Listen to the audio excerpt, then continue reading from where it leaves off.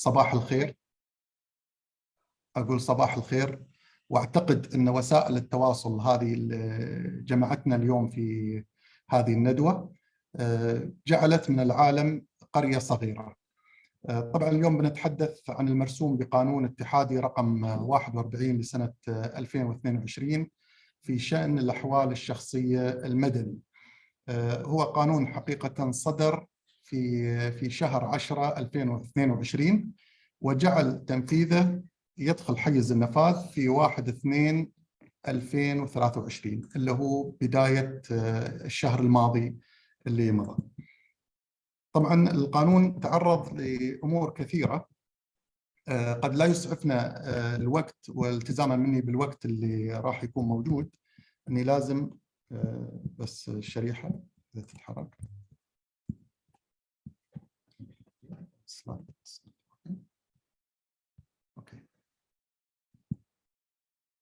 طبعا في بداية ما حديثنا نتطرق إلى الظروف والأسباب اللي جعل دولة الإمارات تصدر هذا المرسوم بقانون. طبعا أنا ما بعرض لجميع الأسباب، ولكن بحاول أني أركز على الأسباب المهمة اللي جعلت قانون الأحوال الشخصية المدني يصدر في الإمارات. أهم هذه الأسباب هي أسباب اجتماعية. The most important of these reasons is the social reasons. هي أسباب اجتماعية اللي هو مبدأ التعايش الموجود في دولة الإمارات. دولة الإمارات للكثيرين غير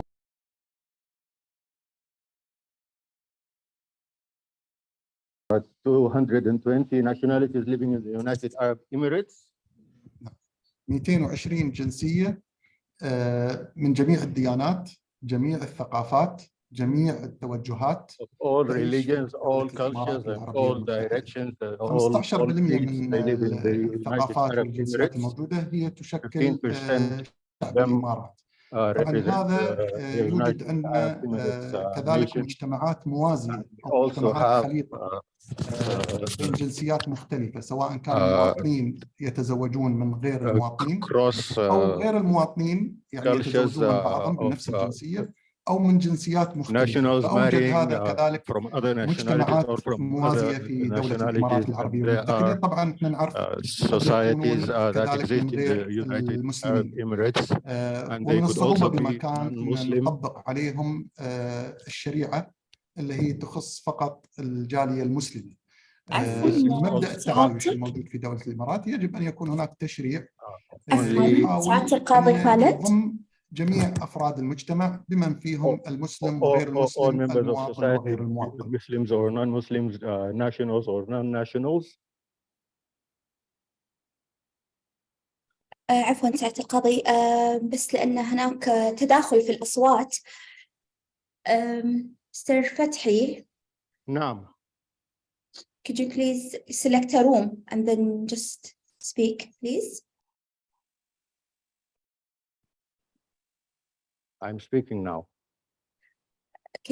Are you in the Arabic or English? أنا بتكلم.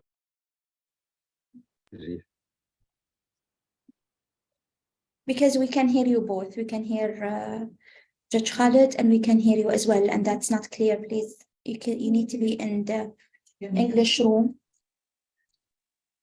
Hello. Hello. Okay. I'm speaking in the Arabic now. In the English. In the English. Okay. Yeah. سعادة القاضي ممكن لو سمحت تستكمل؟ Your Excellency, can we continue? Your Excellency, Judge. Okay. Can you continue? طبعا تحدثنا نحن 220 جنسية. There are 220 nationalities in the United Arab Emirates. في نفس الغرفة.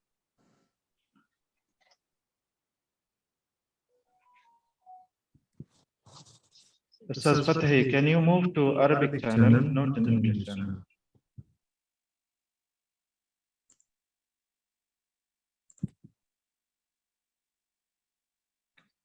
نعم.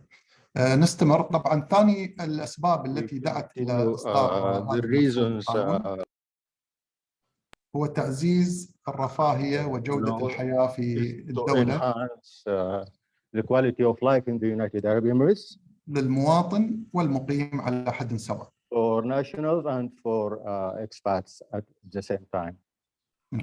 يعني لما نتكلم عن جودة الحياة نقصد فيها العدالة، الأمن، الرعاية الصحية والتعليم، we talk about healthcare and family stability.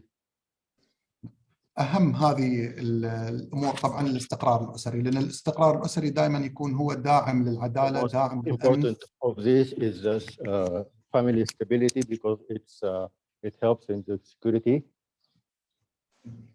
المنظمين بس لأن الصوت نفس المكان يعني إذا وما انتقل لغرفة أخرى.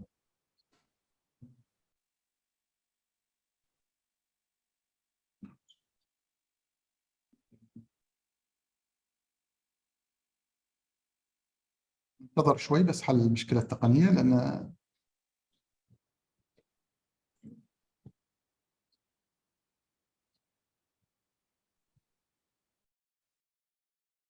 هذا هو السبب الثاني لإصدار هذا القانون.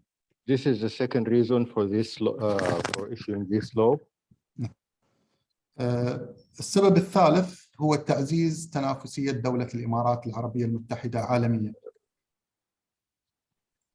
يعني الإمارات كذلك تركز على أن تكون هي الأول في التنافسية العالمية وأن تكون The United Arab Emirates focuses on being internationally competitive and a place for everybody in the world to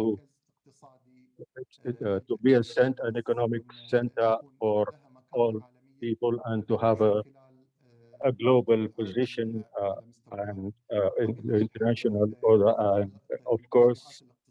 والتشريعات الأخرى إذا ما تواكبت مع التشريعات اجتماعية تدعم هذا الجانب، فالإمارات تحاول أن يكون لها طموح في أن تكون موجودة على خارطة العالم.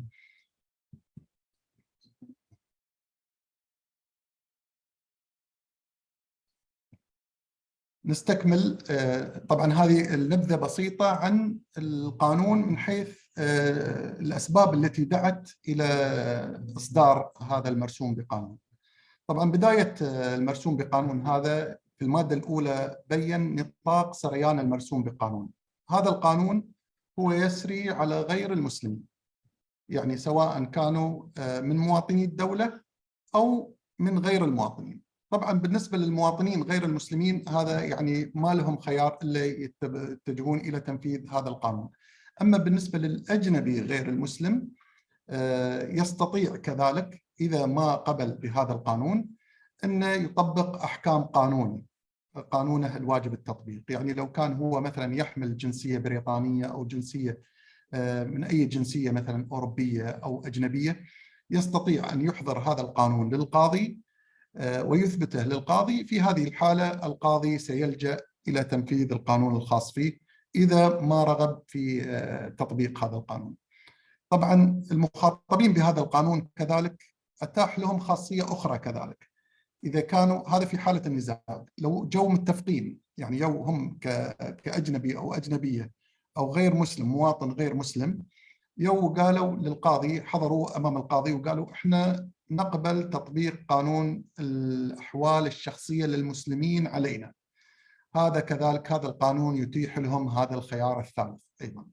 فالقانون فيه من المرونة ما تجعل جميع أفراد المجتمع إما يطبقون عليهم هذا القانون اللي هو القانون الأحوال الشخصية المدني، أو القانون الأجنبي إذا كان أجنبي يحضر للمحكمة، المحكمة تلتزم بتنفيذه، أو كذلك القانون الأحوال الشخصية للمسلمين يطبق عليهم إذا هم شاءوا واتفقوا على ذلك. هذا من ناحية الأشخاص الذين راح يطبق عليهم هذا القانون.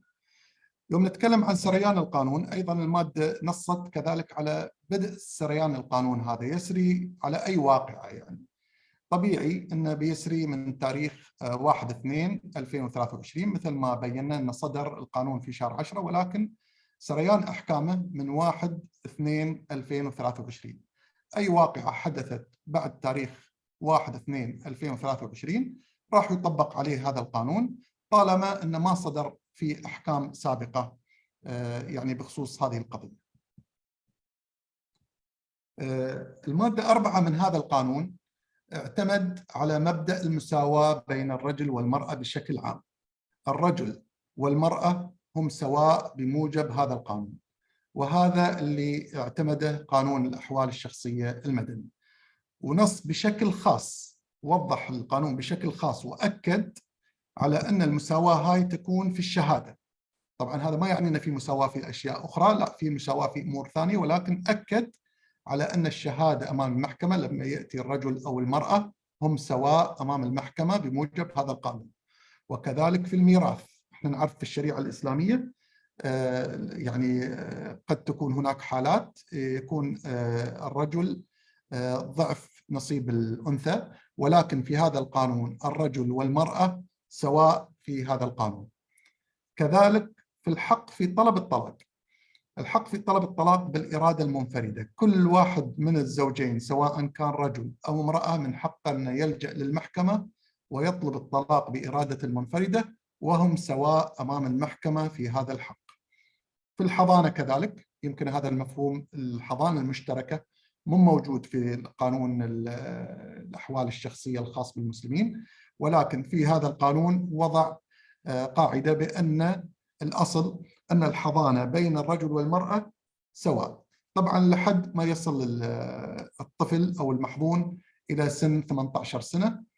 في هذه الحالة للمحظون أن يختار إما أن يكون عند الأم أو أن يكون عند الأب. القانون كذلك نص في الشروط المتعلقة بعقد الزواج، اللي هو عقد الزواج المدني. احنا بدينا بالزواج لأنه راح ننتهي بالطلاق، لأنه يبدأ العقد بالزواج في البداية. فالشروط اللي وضعها القانون الأحوال الشخصية أن يكون الزوج والزوجة أعمارهم 21 سنة ميلادية. طبعا هاي بطبيعي لازم يثبت بوثيقة رسمية، إما بجواز سفر أو شهادة ميلاد. طبعا القانون المدني لا يقبل زواج بين الإخوة والأبناء والأحفاد والأعمام والأخوال وفق النص الموجود فيه، وأي حالات أخرى تحددها اللائحة التنفيذية. لم تصدر اللائحة التنفيذية حتى الآن، ولكن دامنا ما صدرت نلتزم بالشروط الموجودة في القانون. طبعا القانون، وهذا شيء منطقي يعني، أن يكون الزوجين يعبران صراحة عن الموافقة والرضا على هذا الزواج، وأن يوقعون على نموذج يعني أن الإقرار بأنهم يقبلون الزواج من بعضهم، وإقرار كذلك بأن بحالتهم الاجتماعية السابقة، يكون هناك نموذج بالإفصاح بحالتهم الاجتماعية السابقة. وأي شروط أخرى كذلك تحددها اللائحة التنفيذية. طبعا محاكم دبي استحدثت نظام عقد الزواج المدني وفق الأنظمة التقنية الرقمية الموجودة في محاكم دبي. الإجراء طبعا بسيط جدا، أي زوجين أو أي رجل وامرأة يرغبان بالزواج من بعضهما. Platforms in Dubai and each couple who want to marry,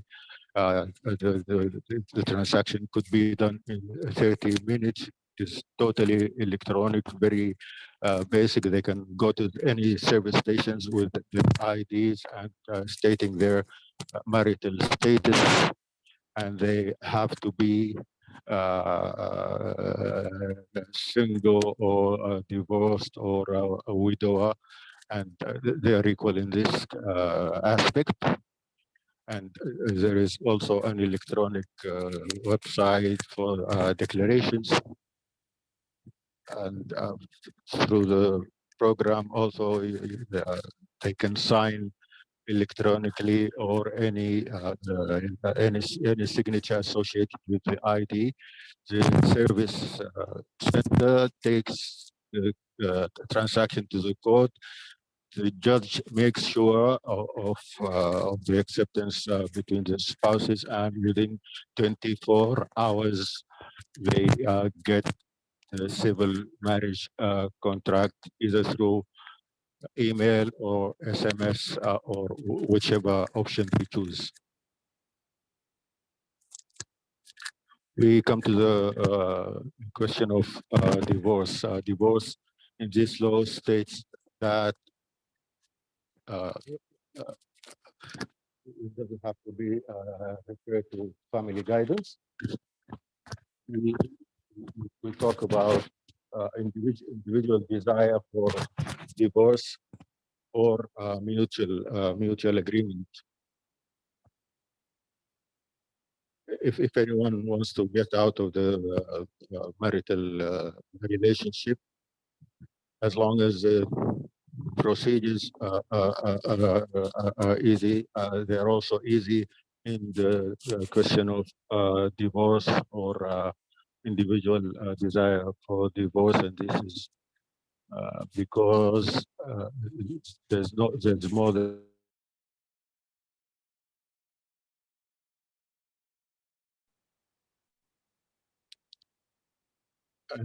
they have total freedom, and we have to finish them as soon as possible.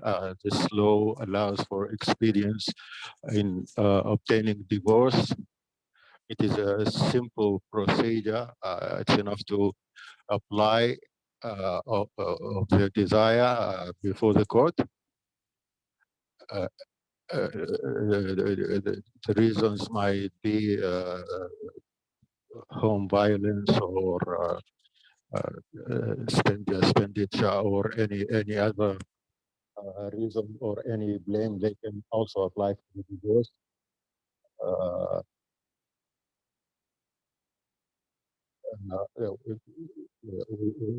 We have to stop the damage, and we will get back to that later.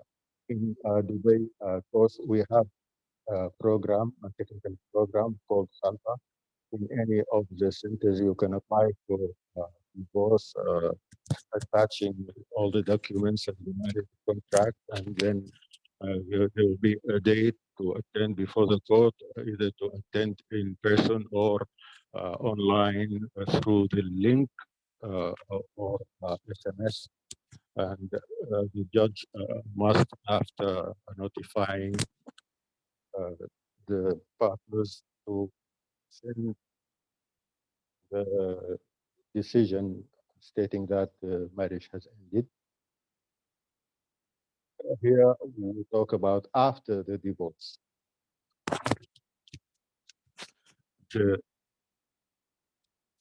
The law has given a privilege to a divorced woman over the males. She can ask for her alimony and any other expenditure associated with this divorce. اتفاق. في حال عدم الاتفاق على الشروط والضوابط المتعلقة بالنفقات والأمور المالية الأخرى، وضع القانون معايير في تقدير نفقة المطلقة بعد الطلاق، وراعى فيها مسألة الطلاق، يعني الطلاق هذا، وكذلك راعى فيها عدد السنوات، يعني السنوات كلما زادت النفقة، وكلما قلت النفقة الزوجية. هذه المعايير وضعها القانون. وكذلك بالنسبة لسن الزواج، سن الزوجة كلما ارتفع كلما زادت قيمة النفقة، وكلما قل عمر الزوجة كلما قلت النفقة الزوجية. راعت كذلك القانون وضع من ضمن المعايير الموجودة فيها الحالة المادية للزوجين. طبعا هذا لازم يثبت بتقرير أمام المحكمة، تقرير حسابي يقيم الحاجة ويقيم الوضع المادي للزوجين. هنا المادة 4 بيّنت المساهمة في الزواج. مو معناته الطرف اللي تقدم بالطلاق هو صاحب حق، صح هو صاحب حق أنه ينهي العلاقة الزوجية، ولكن قد تفرض عليه مبالغ بسبب الإهمال، بسبب الخطأ أو الفعل هو متسبب فيه، سواء بعنف أسري أو بضرب أو اعتداء، هو متسبب في هذا الأمر. إذن تنظر المحكمة وتضع في عين اعتبارها مسألة مساهمة هذا الزوج في الطلاق، سواء إذا هو كان طالب أو الطرف الآخر طالب الطلاق. طبعا في هذه الحالة راح يكون هناك تعويض عن الضرر المادي والأدبي اللي لحق الطرف الآخر بسبب طلب الطلاق بينهم.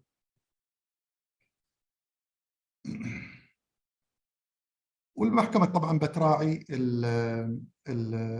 في مسائل الطلاق بعد الطلاق الأضرار اللي أصابت الزوجين مثل ما تكلمنا، وأيضا وضع هني خلافا لمبدأ المساواة أن الأب يتكفل بمصاريف الحاضنة اللي هي الأم أثناء فترة الحضانة المشتركة. طبعا جعل أنه متكفل بهذا الأمر فترة ما تتجاوز 2 وفق التقرير الحسابي اللي راح يرفعه الخبير اللي يحدد الاحتياجات والوضع الاقتصادي.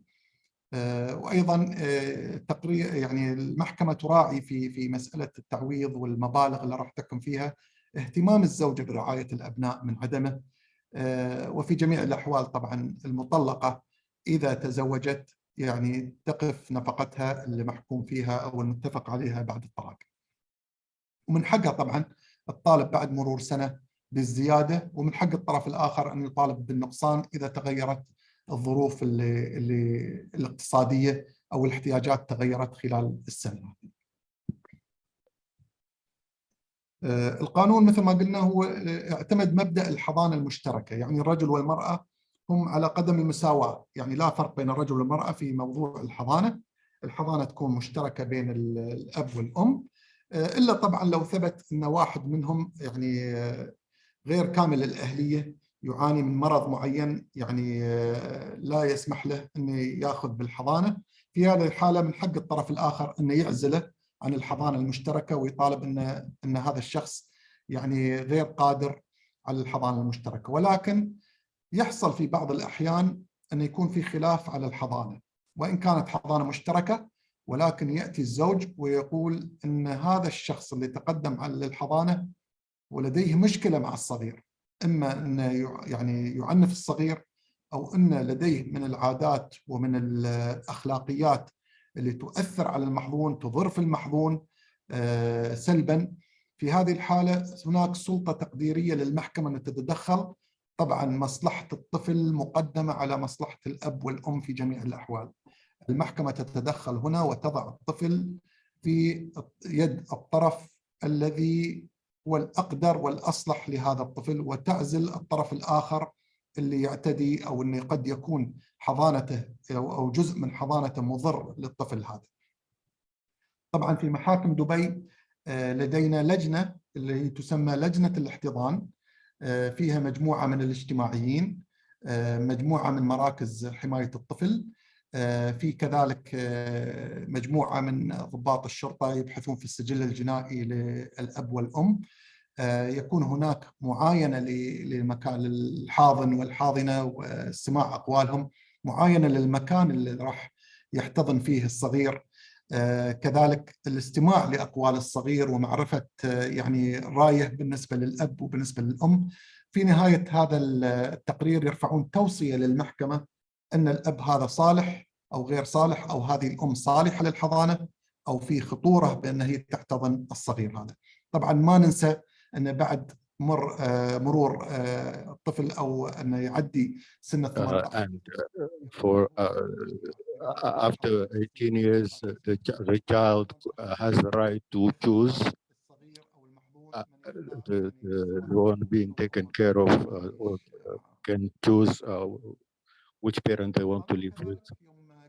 في مبدأ المساواة تكلمنا عن الإرث، ولكن اليوم نتكلم عن الإرث كذلك نتكلم عن الوصايا، وهي مسألة مهمة لدى غير المسلمين.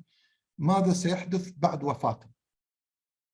طبعا القانون اعتمد على تنفيذ وصية غير المسلم بالكامل، على خلاف يعني القانون الإسلامي اللي هو في حدود الثلث. بالنسبة للقانون الخاص المدني الخاص بغير المسلمين، يستطيع أن يوصي بجزء أو بكل التركة، سواء لوارث معين أو كل الورثة، أو سواء للغير. فيستطيع أن يوصي بما يشاء، بما لا يخالف طبعا القوانين الجنائية الموجودة عندنا. يستطيع أن يوصي بما يشاء بتركة سواء جزء أو كل. في حال عدم وجود وصية أو في حال وصى بجزء والجزء الآخر ما وصى فيه، في هذه الحالة يتم تطبيق اللي هو نظام المواريث الخاص بغير المسلمين، وحسب القانون يعني يعتمد مبدأ المساواة، وفي نسب بالنسبة للزوج أو الزوجة طبعا، والأولاد بالتساوي من بينهم. طبعا في سجل معتمد في محاكم دبي بالنسبة لوصايا غير المسلمين. غير المسلم إذا أراد أن يوصي يجب أن يسجل هذه الوصية في محاكم دبي حتى تنفذ كاملا، ولا تكون محل طعن من الورثة أو المستحقين بموجب المادة الثانية اللي هو يقول لك أن سواء أولاد، يعني على سبيل المثال وصى لزوجته فقط. Inherited people. One of the kids might come, let's say, from another wife, or might object, or the wife and the kids might object. So if it's not recorded or registered, therefore it is better that this is registered from the Dubai courts, so that it is not objected from others. عن موضوع النسب، طبعا القانون أيضا نص في مسألة النسب. So we're talking here about the law that would prove a marriage, or they طبعا ويتم بناء على ذلك استخراج شهادة الميلاد. من حق المحكمة إذا تشككت، وهذا أمر يعني موجود. Is their son. Of course, this is done. A woman, perhaps this child might not be their child, might have a human trafficking, for instance, might be adopted. If they need to do the ادعائهم هذا صحيح. DNA, that this is their son, and what they say is correct. Of course, this is not done unless we make sure that this child is not clear, or it is given to someone. الابن يعني ان الابن هذا ابنه، ما يكون الفرق سنة او سنتين، فمنطقي لا يكون هذا الاب هو ابن لشخص اصغر منه سنة. طبعا اوجد القانون كذلك ان مجلس الوزراء يعني يصدر تنظيم باجراءات التبني والاسر البديلة والآثار المترتبة على ذلك في حال وجود طفل محتاج إلى أن يتم تبني. شكرا لكم على حسن استماعكم، وأتمنى إن شاء الله أني غطيت كل المحاور الموجودة في قانون الأحوال الشخصية المدني. شكرا لكم.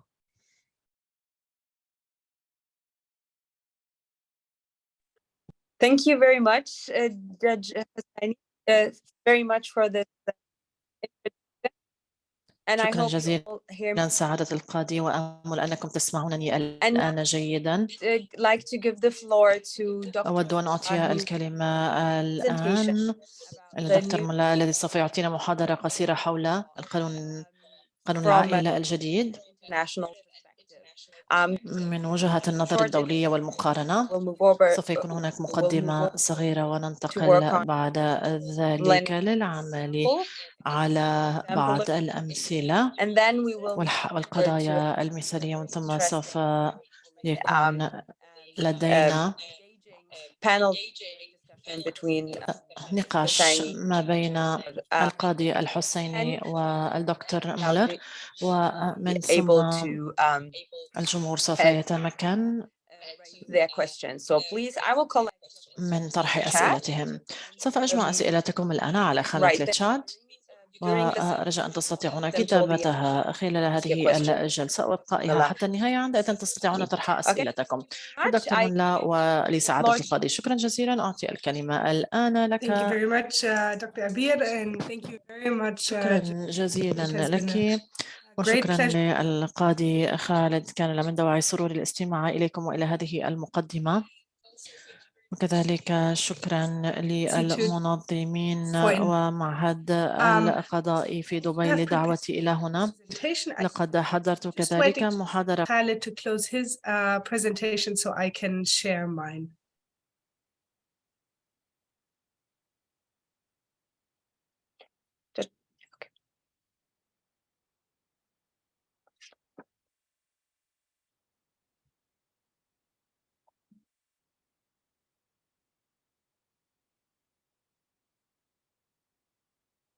We can see your presentation. Dr. Müller? I know you, but I know you cannot see that. I'm just trying to play it. So give me 2 more seconds. Okay.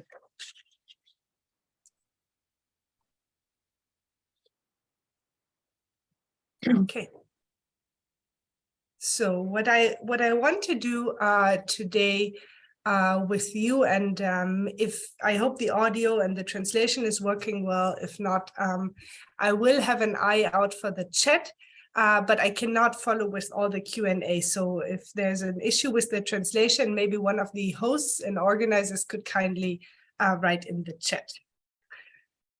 What I want to do with you today is just share some of my perspectives on the federal civil family law, and particularly perspectives coming from international law as well as comparative law. But as Dr. Abir correctly said, I'm going to try to be very brief. So here is the scope of my presentation, but mostly the limitations of what I can present to you today. What I wanted to share with you are some reflections, some comparative reflections on the new civil family law, and I will try to base them on a comparison, one, between jurisdictions. So I will be comparing selected aspects of the new law with similar and also different rules in other international jurisdictions. But I also want to make a comparison, and I actually believe that this is an important aspect between the different family law statutes that are currently in force in the UAE, because we still have the Federal Code of Personal Status, and it's actually an area that I have been working on for the past 10 years. So I believe that also for the practitioners among you, it's very important to see where the differences, but also the similarities lie. Particularly given that to a certain extent, a choice of law is still possible under the new civil family law. I will raise some international conflict of laws perspectives, of course, and here's the main limitation of my presentation today. I cannot do so globally. I will focus mostly on continental Europe, where I am based. So I'm going to give you some examples of where I see problems, but also opportunities when it comes to the recognition of orders that the court passes in the UAE under the new civil family law. And then finally, let me share with you just some general reflections that I had when I was invited to give this presentation. I know that has often been said that the new civil family law is based on a best practice approach, and I can totally see that in the new law. However, I also want to emphasize that when we speak about best practice, or the best practice can also be a delicate, a controversial term, because we always have to ask ourselves whose and which best practice we are talking about. Judge Khaled has rightly pointed out that the demographic realities in the United Arab Emirates are very special. Globally, we have this extremely diverse and heterogeneous society of over 100 different nationalities. But this also means that we have over 100 different regulatory needs. And the demands and the regulatory needs of the Filipino community, for example, or the Indian community may be very different from those of Europeans, British citizens, American citizens, and so forth. So the question of best practice is also I'm sorry, I just had to look at the chat very briefly. So the question is also, whose best practice are we applying, or has the new law adopted? And it would probably be very interesting to have the very same session again with legal scholars from those from the largest communities present in the United Arab Emirates. And I would be very curious myself to hear the perspective of, let's say, a Filipino legal scholar or an Indian legal scholar on the new civil family law. So I'm saying whatever, this is my disclaimer, whatever I'm saying today comes from the perspective of a continental European legal scholar and her understanding and evaluation of the new law. So that being said, let us quickly look at the legislative situation so far. And I'm doing this mostly for all of us to again reflect on what the issues were with the previous legal situation. And I want you to keep some of these comments in mind for when we look at the new rules. So the previous approaches to regulating non-Muslim family law in the UAE were quite diverse. First, and you will all be aware, we had the Civil Code, with its rules on private international law, or its conflict of laws rules, so especially articles 12 to 17. And interestingly enough, المواد 12 إلى 17 هذه طبعا تم تعديلها مؤخرا قبل القانون العائلي. Private international law in the area of family law dates back to 2020. Which indicates that the government, the leadership of the UAE has already seen the need to adopt to changing needs among the expatriate community. We also had domestic family law, so especially Article 1 of the Federal Personal Status Code, which allowed for the expatriate community to have the Federal Personal Status Code, which is based on Islamic law, applied, but also allowed non-Muslims and foreigners to opt out and have their own religious statutes or the law of their home country be applied with consideration to the rules of private international law as mentioned above. And then in Abu Dhabi, there was a brief time where the Emirate tried a different approach and had a religious jurisdiction for non-Muslim communities. In 2017, Abu Dhabi briefly introduced church jurisdiction for Christian expatriates. So what were the issues with these approaches? They seem very diverse, and one wonders where was the need, where was the gap that made a civil family law necessary? All those practitioners of you will know much better than I do that the application of foreign law in Emirati courts has always been somewhat difficult, mostly because it was quite costly and time-consuming. And the main reason is, and coming from Germany, when I learned about this a little over 10 years ago, it struck me that courts in the UAE are not obliged to determine the content of foreign law as German courts are. In Germany, it is the duty of the court to determine the content of the foreign law that needs to be applied. This is not the case in the United Arab Emirates. Foreign law is treated as a fact, so it's upon the parties and their councils to present the content of the foreign law. So this was often costly and time-consuming, and parties were hesitant to request the application of foreign law. The Federal Code of Personal Status, as I mentioned before, and as you will all know, was based on Islamic law. So in some instances, it simply didn't meet the needs of non-Muslims. It contained rules that weren't familiar to non-Muslims. It contained rules that did not necessarily apply to their family situations. And in many families felt that for them to regulate their affairs, a different law, a different statute was needed that was closer to what the jurisdictions and that they knew from back home. And then finally, and this relates particularly to the Federal Code of Personal Status, but also to the approach that was taken in Abu Dhabi in 2017, we, at least in continental Europe, frequently encountered problems with the recognition of orders that were obtained in the United Arab Emirates.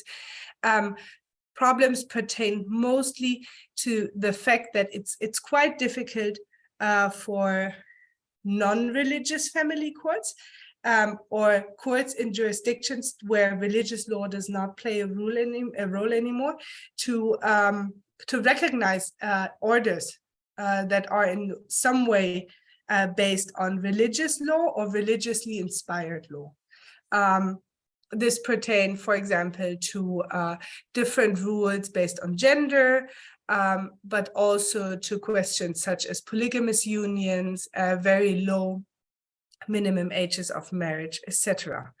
But also private divorces, for example, has been a long-standing issue in continental Europe, the recognition of private divorces, such as a husband's divorce under the Federal Code of Personal Status. So these were the issues. Just keep them in mind, because some of those we still encounter even with the new legal situation. So let me briefly reflect on and present some thoughts on the new law's scope of application. As you will know, and as Judge Khaled has presented, Article 1 contains different rules on choice of law. And interestingly enough, in paragraph 1 of Article 1, we find the option for one of the parties to actually choose the law of his or her home jurisdiction. Here we have the situation that either party can basically opt out of the civil family law. Whereas in paragraph 2 of Article 1, we have the situation where both parties mutually can agree on a choice of law clause. And to have these different rules side by side, have a choice of law by one party and then a mutual choice of law creates certain problems, because we are faced with a situation where if we allow for an individual choice of law, parties may selectively opt out of the civil family law whenever they feel they can obtain a better judgment under the law of the home jurisdiction, as Article 1, paragraph 1 allows. Another of these instances that struck me when I was reading the law, when I was going through the law, is the question of how do we determine religious affiliation?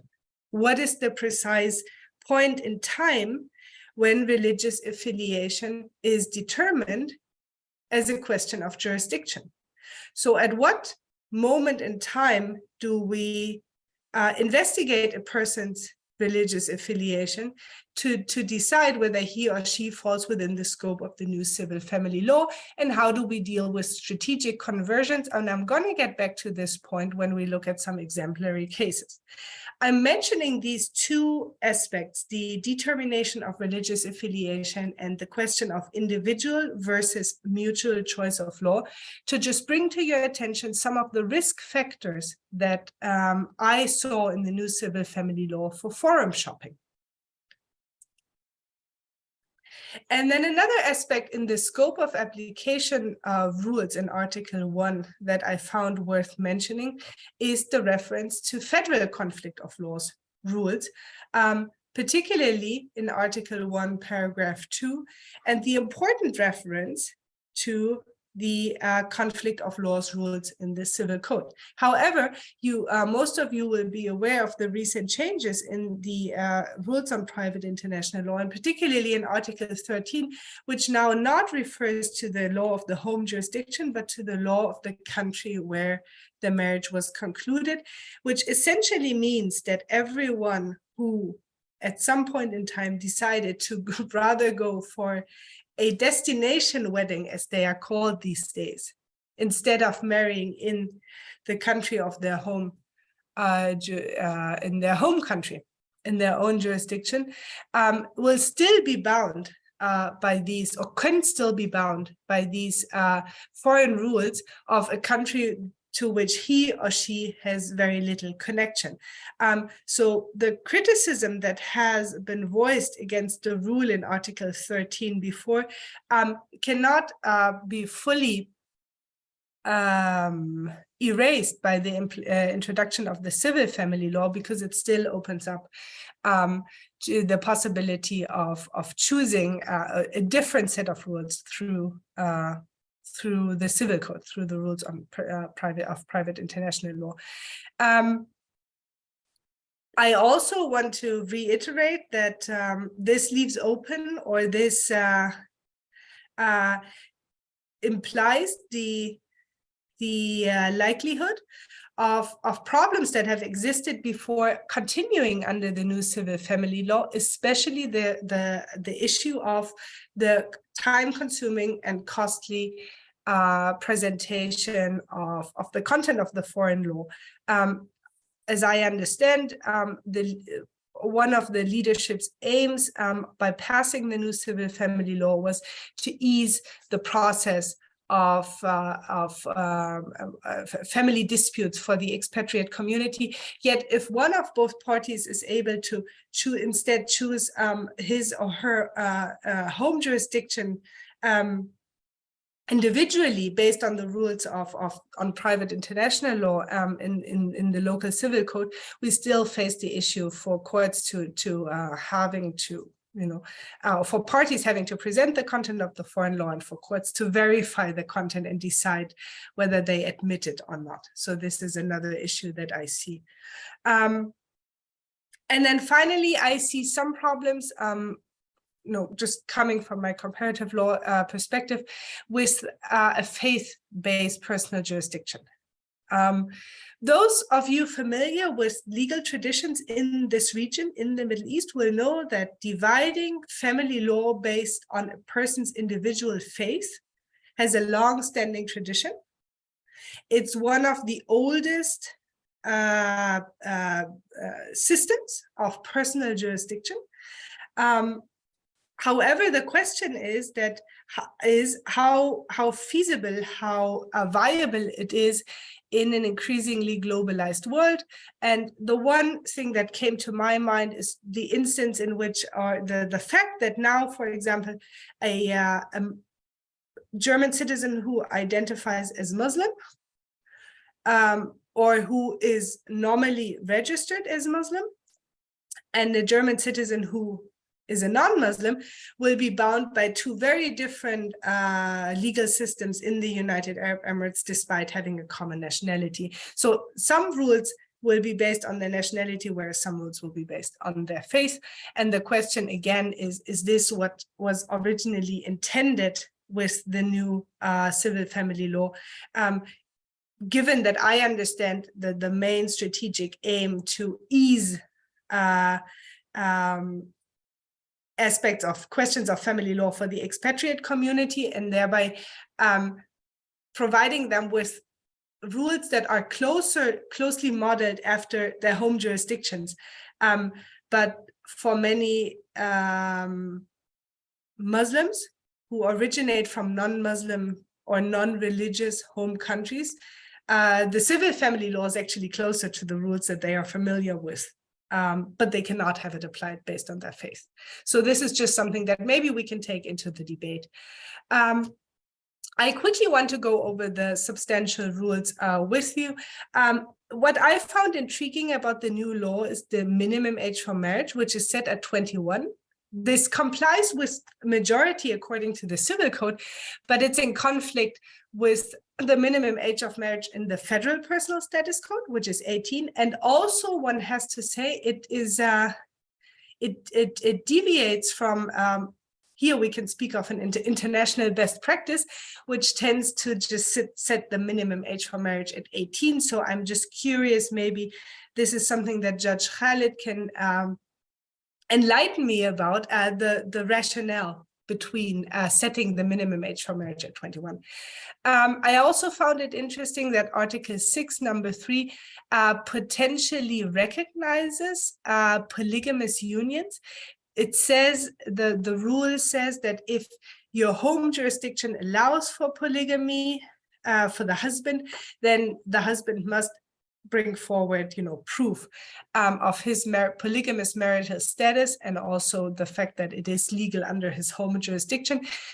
Now, given the fact that the law can never be applied on Muslims, I wasn't quite sure if this even leaves us with any jurisdiction where we have polygamy being legal for the husband, but there might be a jurisdiction under which husbands can marry, have a polygamous marriage without being Muslim, and the civil family law will potentially accept and validate such a situation, which struck me as, and I believe it will also be a problem with the recognition abroad.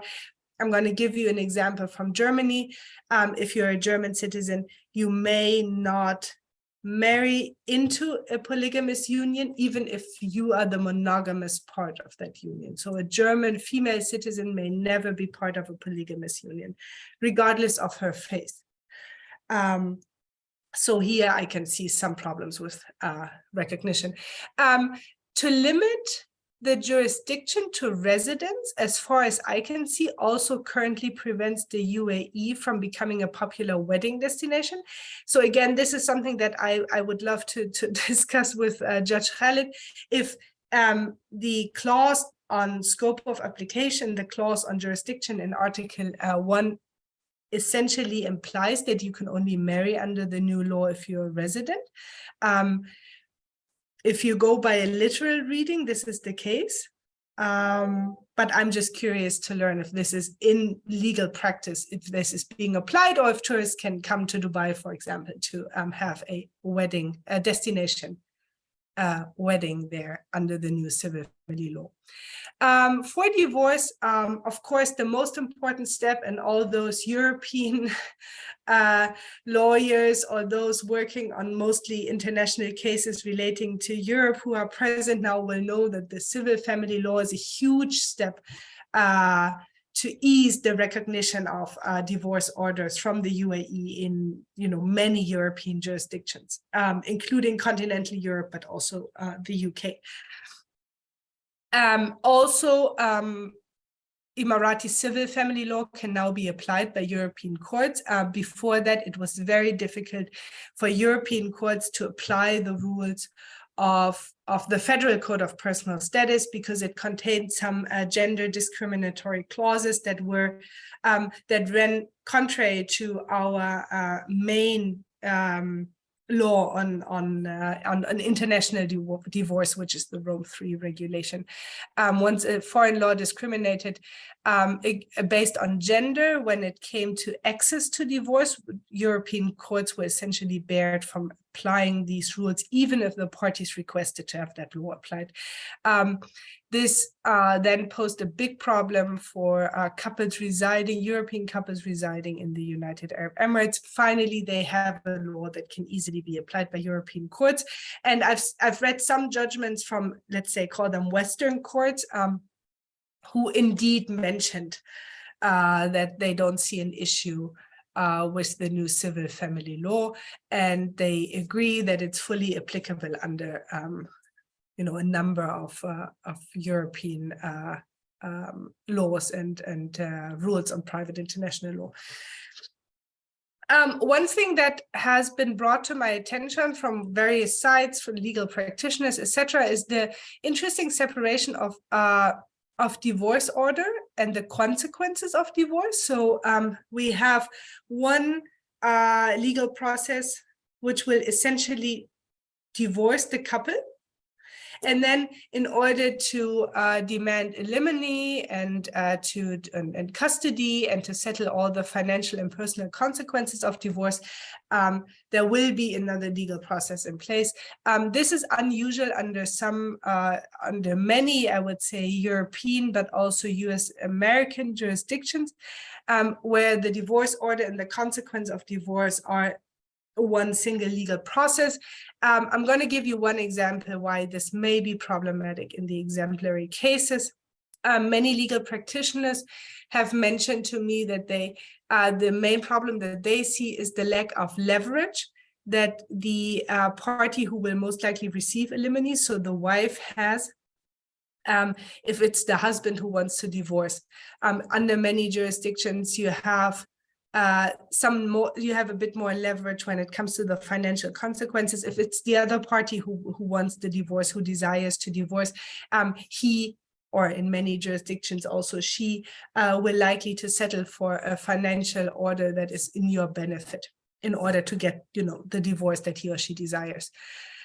One thing that I also found problematic is the focus of the wife as recipient of alimony alone. So I see that this may be in potential conflict with the rules of Article 4, which demands a gender equal application of the new law.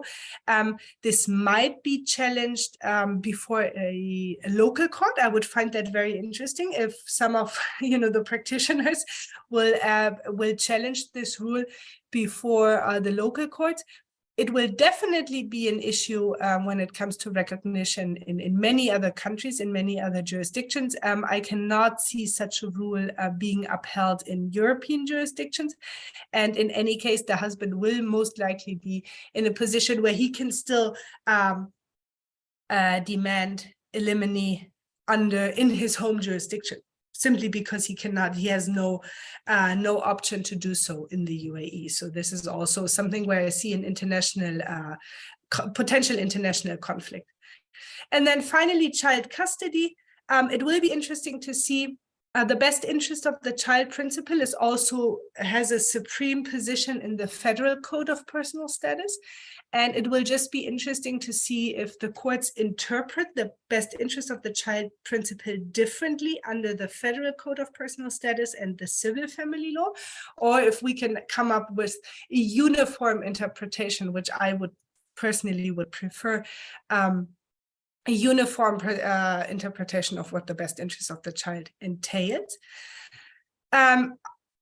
Having studied the case law on the best interest of the child principle under the Federal Personal Status Code in detail, I feel that this case law can ideally serve as a reference to interpret it under the new law, as a reference for judges. And even though I do see some controversial aspects that we can discuss in the Q&A, but also in the exemplary cases, I will pick that up. The question of statute-based differences in the legal treatment of children, so in my view, should be avoided. So I personally find it problematic to treat children differently based on their faith and also the statute that their parents are subject to. So especially when it comes to the interpretation of the best interest of the child. And then one question that I feel should certainly still be addressed and that I was missing rules on in the new civil family law is rules on international travel, relocation, etc. with the child. There are laws in place and rules in place in other statutes, of course. The question is just, should we not include it in the civil family law, given that the society in the UAE is just so mobile and international, that relocating with a child under custody will always pose an issue. So again, these are my considerations from the perspective of international and comparative law. And I just want to briefly present to you 4 exemplary cases that hopefully will help to, elaborate or highlight some of the points that I made. And I would be most interested, but this will be up to Dr. Arabia to tell me how we can do it technically, to hear from the legal practitioners among you how you would approach these cases. So the first case that I had in mind when reading the new law is, what if a husband who's non-Muslim, who identifies, let's say, as Christian, so let's take a British Christian citizen or a German Christian citizen, or even, someone from South Asia of a different religious background. What if that husband decides to convert to Islam after the divorce order has been issued, but before alimony has been awarded? And as you will recall, I just said that it is controversial to separate those 2 legal processes, those 2 questions from one another.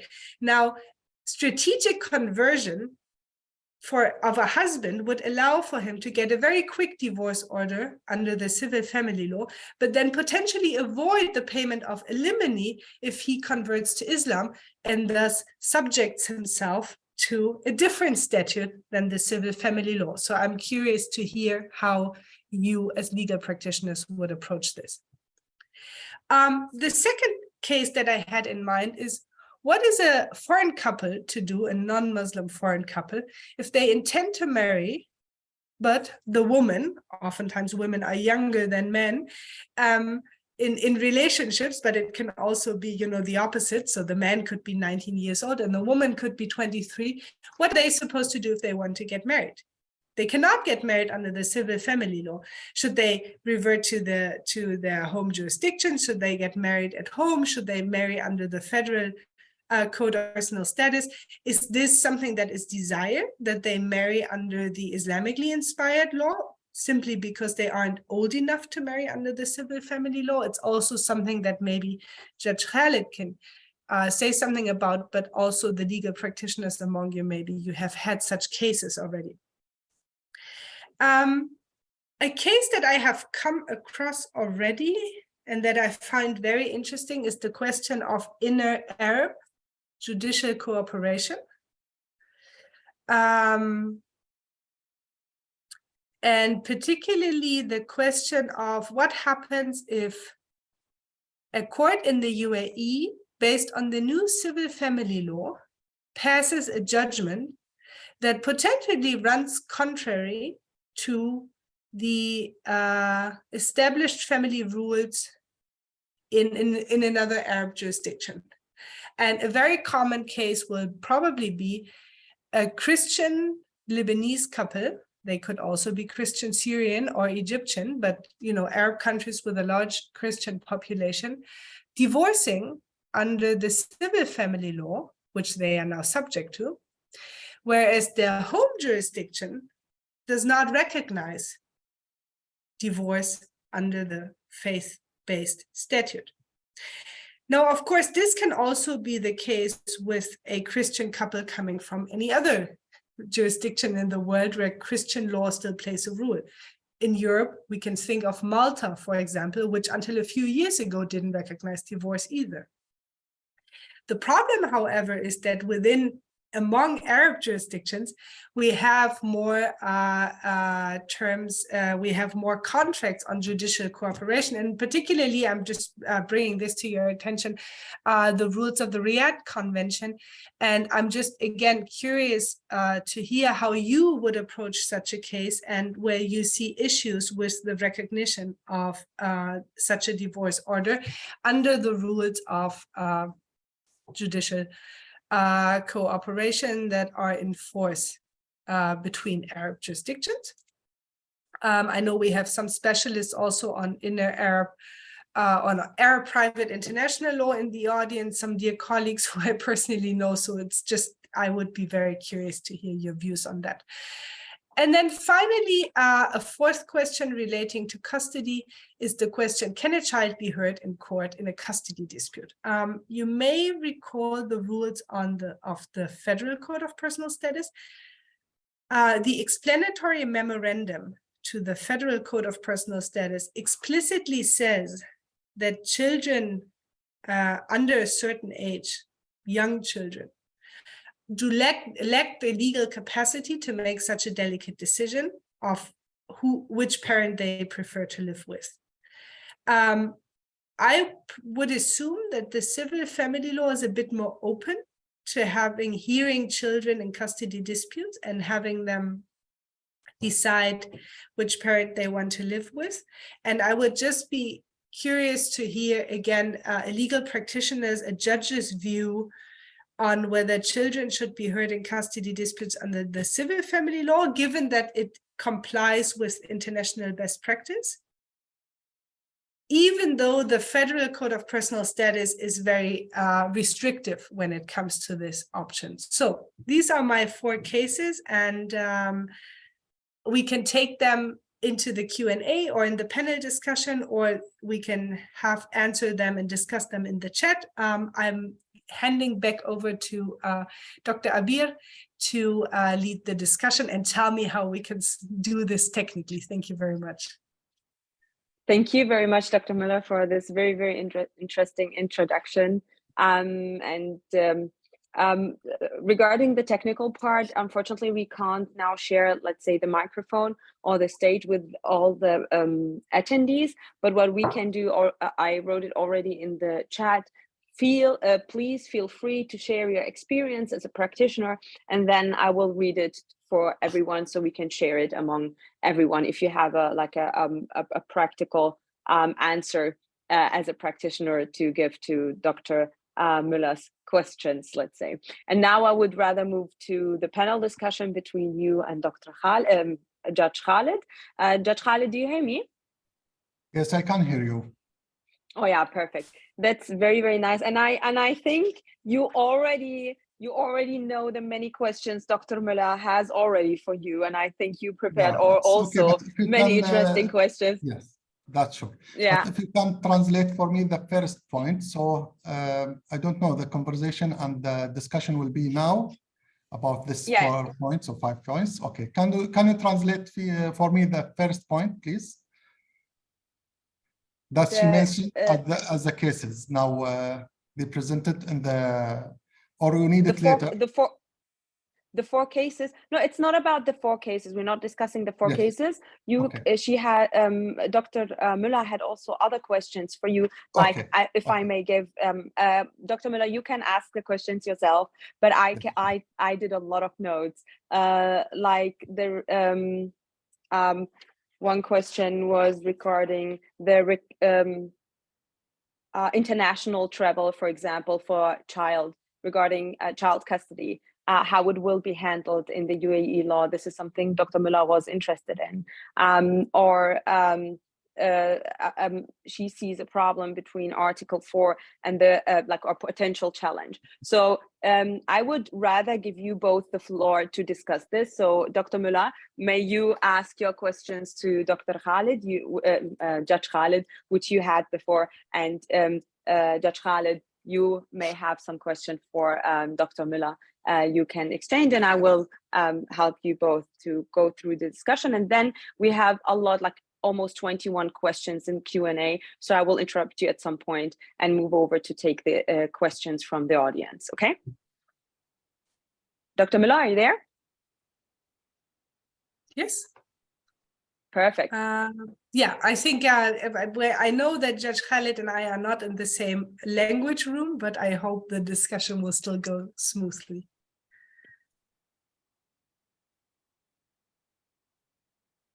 Okay. Do you want to start, Dr. Müller? Sure.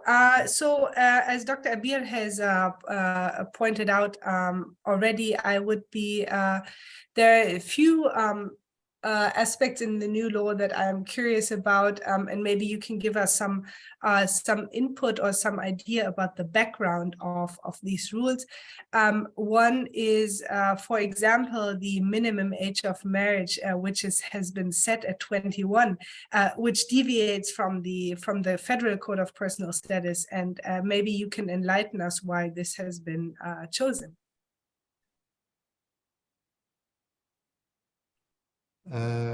يعني أنا أتفق مع الدكتورة في هذا I agree with this suggestion. It is supposed to be 18 years and above, similar to the law regarding the Muslims, that they have allowed for the law to be above 18 years of age. But those who have put the law have taken heed of the financial capability in the UAE. Those who are independent financially should be 21 years and above, who can really act accordingly. And definitely, if you ask my own opinion, I agree with you completely. 18 years, I think that whether a man or woman capable of taking the decision of marriage from the lack of it. And I think that this there will be an amendment in this law in this regard. Very interesting. Thank you very much. Judge Khalid, do you have a question for Dr. Müller? هل لديك سؤال؟ نعم هي تكلمت أن She has spoken that the issue of diversity in the law, of course, we have a list that should be issued by the Minister of Justice, through which this article regarding the lack of polygamy should really be added. It's a civil law. It should go hand in hand with the international practices with objecting the polygamy because it is not linked with religion. So the minister, according to the issuance of the list, to put the conditions of polygamy in this law.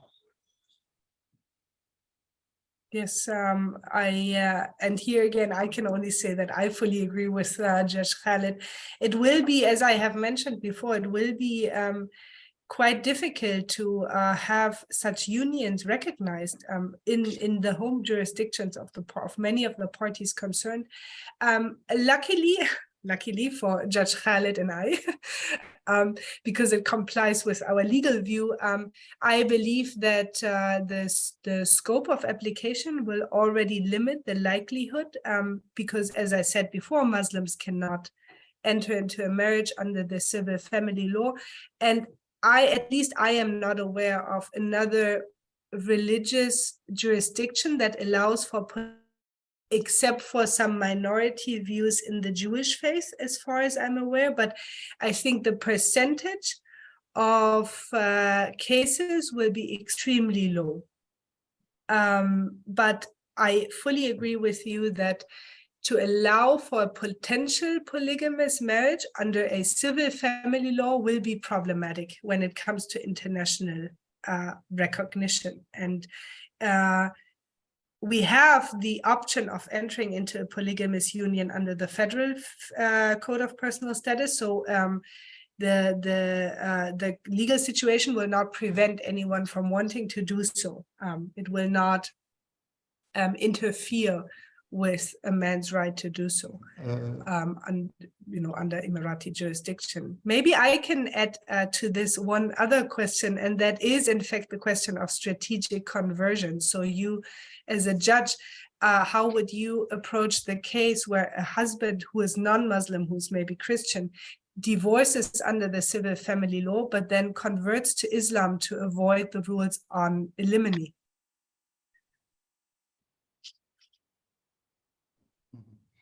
هو حقيقة لو اعتنق الإسلام. In reality, if he converts to Islam, he will have a lot of responsibility and more amounts of money to be paid in the law.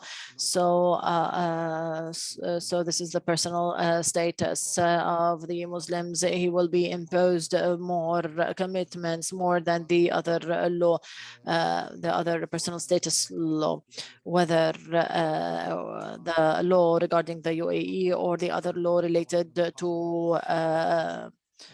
Muslims to commit to the marital alimony. He is obliged, the woman do not really spend on money on the house, even if he is poor.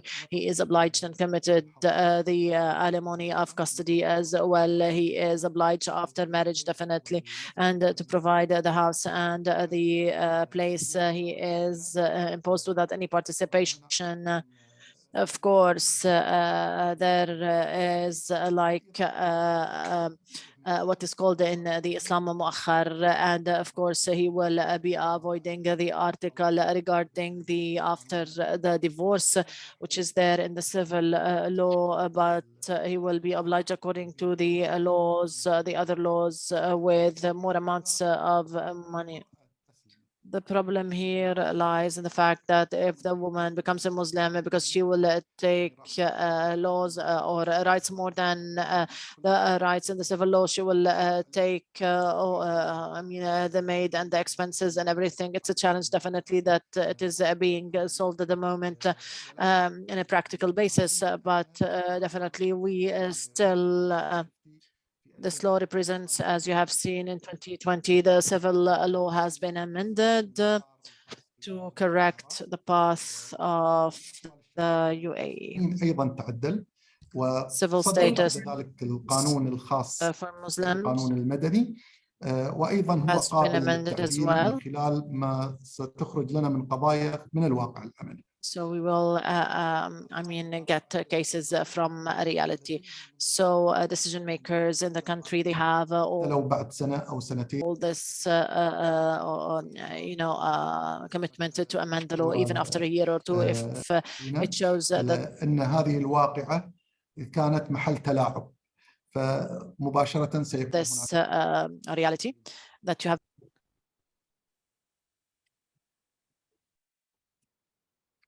Thank you. Maybe I could just ask one. If I could just ask one quick follow-up question.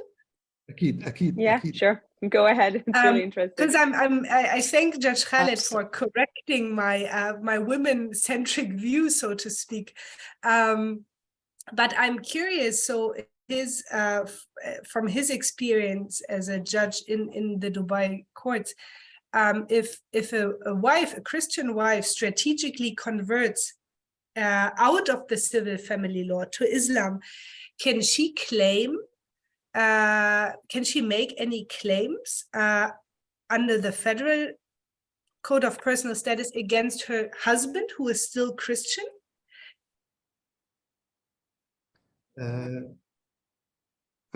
طبعا في هذه الحالة In this case, we can differentiate between two cases if marriage is continuous or not continuous.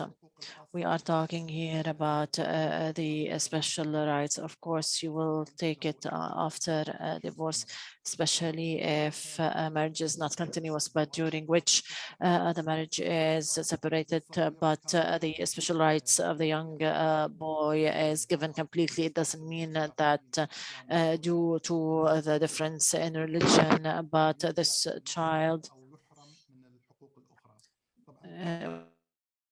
laws, of course, we have noticed in the law that they're talking about the rights after the divorce. After divorce, these rights more than what we have in the civil law as to the divorced woman. So if we are to talk about it, that she's a Muslim or she has converted to Islam after divorce, she will get more rights than what we have in the law, as the scholastic fees will not affect definitely by virtue of law if it is proven that he's a child born out of wedlock, even if they were Christians. So the child is إسلامي بأنه يلزم فيه الزوج غير المسلم باعتبار أن أحد الأطراف أصبح مسلما الآن. Okay, thank you very much. You see, Dr. Miller has a lot of questions for you, Judge. أن لا يقبل استمرار العلاقة الزوجية طبعا إذا رفعت دعوى وقالت أن هي أسلمت، فهنا في هذه الحالة raised a litigation and told them that she has converted to Islam. So this will be changed. Otherwise, all rights will remain the same.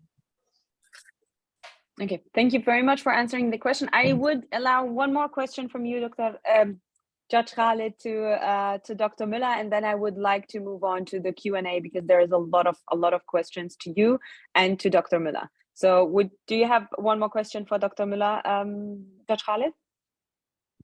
أنا عندي سؤال المتعلق I have a question regarding their own perspective as to the civil law with non-Muslims. And sometimes when a ruling is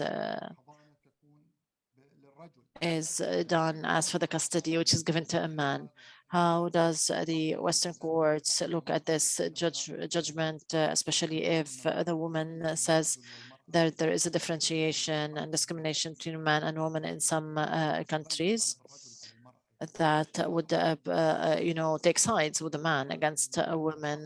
This special perspective regarding the Western courts for the judgments that are being done according to the current civil law. Thank you very much. That's a very important question. هذا سؤال مهم جدا. شكرا جزيلا. So let me just start by quickly outlining how the legal أبدأ عبر situation was الإشارة previously. إلى الوضع القانوني وكيف كان آنفا. The many European courts and هناك also الكثير US من American المحاكم courts الأوروبية والمحاكم الأمريكية الأوروبية took a big issue with the fact that under most Muslim family laws, parental care, custody was divided into, and I'm going to use the Arabic terms here to make it clear, hadana and wilaya. So between the tasks of caring for the child and then the decision-making capacity. This, of course, has been resolved by the civil family law, which will make it much easier to have custody orders be recognized. Now, if we take the case of a court in the UAE deciding that it is in the best interest of the child, for whatever reason, to give custody solely to the father, this is not something that European, US, American courts, as far as I know, necessarily take issue with. It could be we have the very same cases, for example, here in Germany, where it is the father who is awarded custody over the mother if she is incapable of assuming custody. So I don't think that this will necessarily cause an issue. It will certainly not cause an issue with regard to public policy, because the standard, the default rule under the civil family law is joint custody. So any decision which prioritizes one parent over the other, including the father, will have to be justified by the courts. And then that justification will be reviewed, of course, if such a divorce order is to be recognized in Europe. But if the assessment is logical and complies with the basic standards of how a European court would approach the issue, then there's no, the courts wouldn't take issues with that. If we look at best practice from Europe, for example, the rights of fathers in assuming custody, including sole custody, have been continuously strengthened over the past decades. So we also see a shift from the basic assumption that the mother is always the best caretaker to a more individual approach that takes into account the best interest of the child. So thank you very much for answering the last question of Judge Khaled. And now I would really love to move on to the very... you have a more... Wow, okay, perfect. Go ahead. Perhaps you might take advantage of your presence to benefit us from the current practices, and we want to have more cooperation to benefit and learn. There's a very important point in the issue of the choice of a child, whether for a child or for a mother or a father. There are two perspectives. The first one says that the child might choose the easy person who do not take care of him so that they can play, and the other side who monitors the child and takes care of him might really be harsh in the studies. So the child do not like commitment, so chooses the easy parent. Yes, how can we really bring together the best decisions between the choice of the child or otherwise? Yes, actually that's a textbook example. هذا مثال يشار هنا في هذا الإطار. Even in, I know that even in Islamic jurisprudence, for example, Hanbali law allows for children to choose, and this is a classic argument that has been advanced in textbooks from the Hanbali school of law. So a point absolutely taken. I think that when we allow for children to be heard, this also means, and I saw in the Q&A that one of our participants has made this very good argument that was suggested the example from the UK, where there's a specific committee that is to represent the child. And of course, any decision made by the child should always be monitored, not only by the sitting judge, but also by something similar to a family guidance committee, social workers, etc., to make sure that the child is one, capable of making that decision in terms of his or her age, but also just overall majority and mental capability. And then also look into the factors that might have led the child to make such a decision. So I would definitely say that hearing a child and allowing a child to make a decision should not be taken lightly. Yet I think that internationally, if we can sort of identify a best practice approach, it is to involving children in these disputes and at least having their voice heard and making them one of the deciding factors in any custody decision.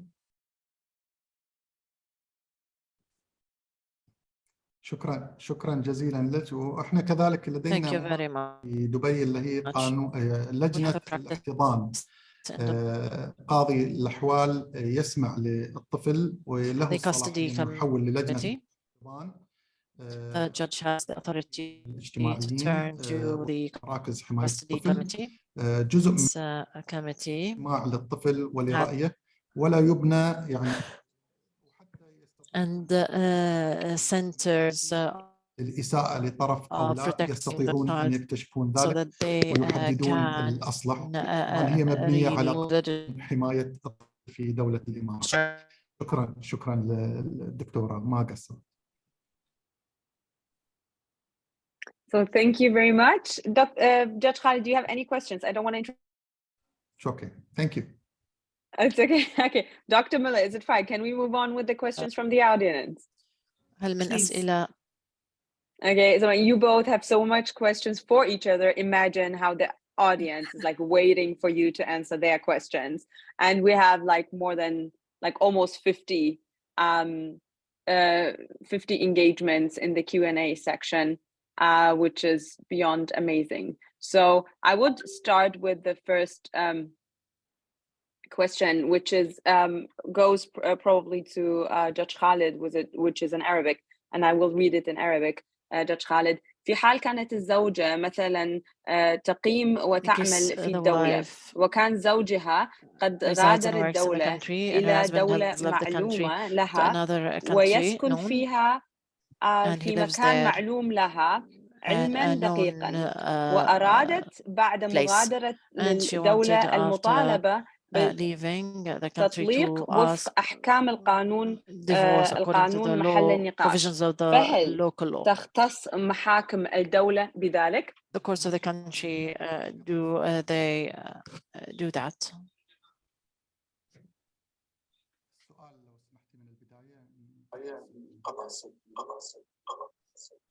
انقطع الصوت؟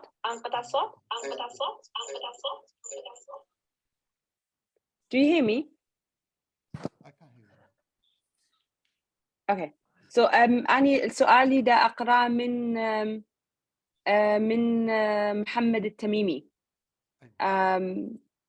في حال كانت الزوجة مثلا تقيم وتعمل في الدولة. In case the mother lives and works in the country.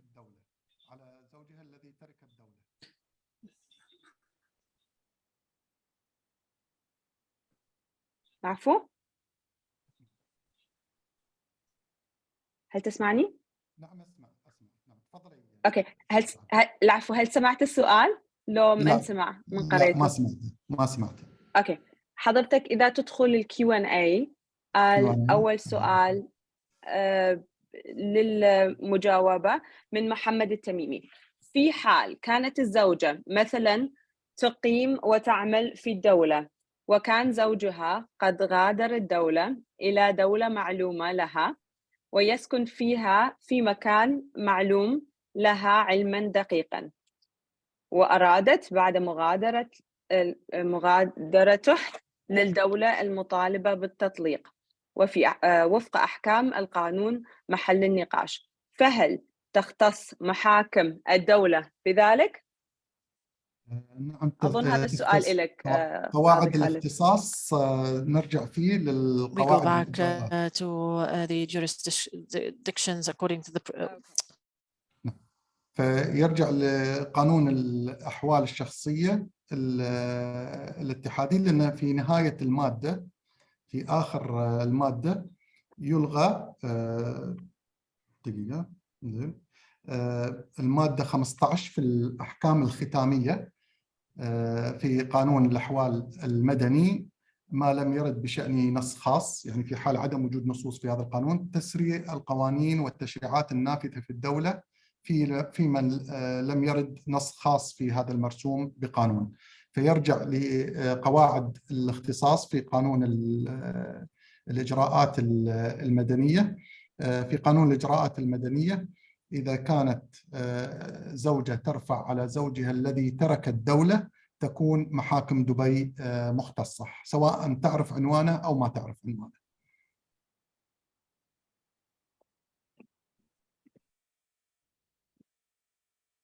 Perfect. Thank you very much for answering the question. So I will move now to an English question, probably for Dr. Miller, which is, it's an anonymous سؤال آخر مجهول. ربما ترين السؤال في خانة الأسئلة، سؤالين. السؤال الأول: هل شرحتِ لنا كيف أن المادة الأولى تنطبق حين يكون الأطراف جنسية مختلفة، الزوج فرنسي والزوجة صينية مثلا؟ أبو ظبي نصت على قانون الخاص بها. هل هذه تشريعات المادة 41 تحدث من قانون أبو ظبي، علما أن هناك فوارق مثلا لعمر الزوج 21 تحت القانون الفيدرالي وفقط 18 للأنظمة في أبو ظبي. سوف أبدأ بالسؤال الثاني لأنه الأسهل. طبعا أن القانون ينطبق فقط في هذا الموضوع. الإمارات الأخرى باستثناء أبو ظبي فهي تستمر بتطبيق طبعا القوانين العائلية الخاصة طبعا بما فيها الأنظمة الإجرائية للقانون التي تعد مفصلة، وبالتالي فإن الجواب هذا القانون الجديد المدني العائلي ينطبق على 6 إمارات من أصل 7. أما فيما يتعلق بالسؤال الثاني، وبالتالي وبشكل عام فإن القانون في المادة الأولى تقول. No, this is me. I tried to share the question so you can see it directly. So you can see the questions directly. Okay, great. Yeah. Okay, great. هذا هو السؤال بشكل مباشر. نعم. Fantastic. So generally the law Article 1 allows for الأولى تسمح باختيار القانون. Translation of Article 1 would read, and I'm just going to ترجمة المادة الأولى التي سوف ألخصها الآن: أحكام القانون المطبقة على غير المسلمين المواطنين والأجانب الذين يقيمون في الدولة إلا في حال واحدهم يطلب تطبيق قوانينهم الخاصة. وبالتالي هذا قد يعني أن المواطن الفرنسي، وهذا ما وجدته مليئا بالمشاكل، المواطن الفرنسي زوجها الفرنسية يمكن أن ترفض تطبيق قانونها الخاص، وهذا الزوج الصيني قد يفعل نفس الشيء، ويكون لدينا وضع حيث أن القاضي هنا يواجه بمجموعة من القوانين الأجنبية مجددا، وهذا الشيء طبعا مبدئيا هو القانون العائلي، وهذا ما أردنا أن نقوم به منذ البداية. ولكن مع ذلك فإن القانون يستمر بأن يقول مجددا: سوف أصيغ هذا الموضوع من دون أي حكم على المواد، ويشير إلى أن القوانين حول القوانين الدولية الخاصة بالقانون المدني في معظم الحالات هذا يتركون طبعا بالأطراف القادرين على اختيار القوانين المخصصة وفقا للمادة 13 من القانون المدني. لذلك يمكن للأطراف أن يختاروا فقط قانون المكان حيث أن زواجهم تم حصوله، وبالتالي هذا يعني أن الزوجة الفرنسية أو الزوجة أو الصينية and her husband can only choose زوجها يمكن أن يختاروا فقط قانون أجنبيا واحدا وليس قانون بلادهم. So نعم. let's كان say فرنسيا والزوجة صينية. they can only choose Maldivian law. Okay. Thank you very much for this question, and I will just read هذا السؤال. سوف أقرأ سؤالا Well, آخر. from طلب to Judge عائشة إلى القاضي خالد. see the screen. أتمنى من ترى سعادة الشاشة. خالد الحسني يخصص جلسة لمناقشة المرسوم بقانون اتحادي 42 بما يتعلق بالتنفيذ في مسائل الأحوال الشخصية إذا أمكن. ماذا تقول لهذا؟ I hope it would be possible. دائما Seems to be very interesting. لدينا لقاء أصلا مع We المجتمع. have a meeting with the society very soon. يمكن عقدنا لقاء من خلال مجلس افتراضي في تويتر، وكان هناك كذلك لقاءين في أحد المجالس الاجتماعية الموجودة في إمارة دبي، تم يعني التسويق له. وكذلك في رمضان إن شاء الله بيكون هناك لقاءات من المجتمع، ليس فقط بالتنفيذ، يعني في جميع ما يتعلق بالأحوال الشخصية. احنا يهمنا كذلك وعي المجتمع بإجراءات التقاضي بالقوانين الأحوال الشخصية. هي تختلف عن باقي القوانين الأخرى، يعني أشوف أنه لازم سواء مقيم أو غير مقيم في الدولة، مسلم أو غير مسلم، يجب أن يطلع على القوانين المتعلقة بالأحوال الشخصية لأنها تمس حياته الأسرية.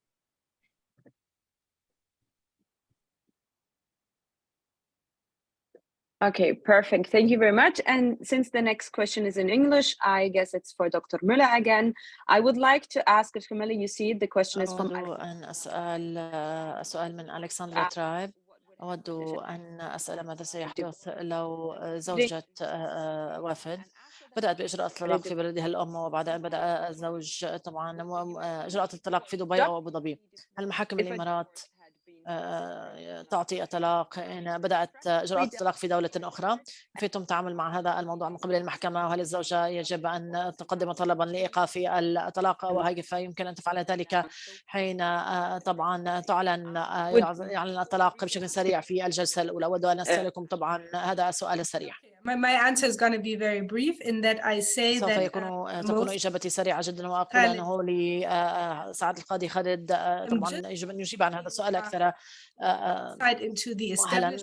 أود أن أعطيكم طبعا فيما يتعلق بالمحاكم في أبو ظبي. أنا أعلم أن هناك قضية واحدة طبعا على الأقل حدثت طبعا تم طلب الطلاق في أمريكا لم تستكملها، بعد ذلك فإن الزوج وضع طلبا للطلاق أمام محاكم أبو ظبي، ومحاكم أبو ظبي لم تفعل، وأن الإجراءات أصدرت الطلاق، وبالتالي هذا الطلاق طلب الطلاق تم إدراكه طبعا في أمريكا، ولكن هذا مجرد فقط تمرينا ما بين محاكم أبو ظبي أو أمريكا. بالنسبة لباقي الأسئلة أعطي الجواب لقاضي خالد. نعم. جدج خالد.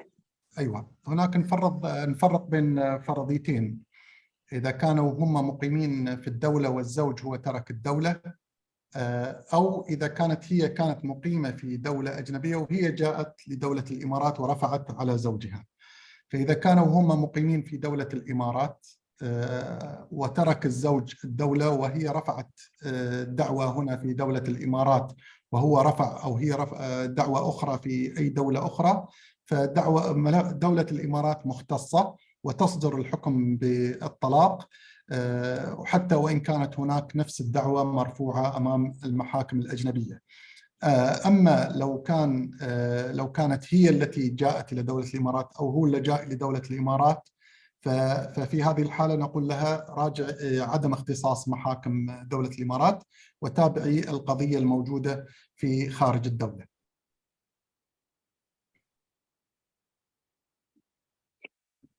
Perfect. Thank you very much for answering this question. Now we move on. هذا السؤال. أنا ننتقل إلى السؤال التالي في اللغة العربية. Give the floor to you, Dr. Müller, and أن أعطيك الكلمة دكتورة ومن يشعر طبعا بإجابة عن هذا السؤال.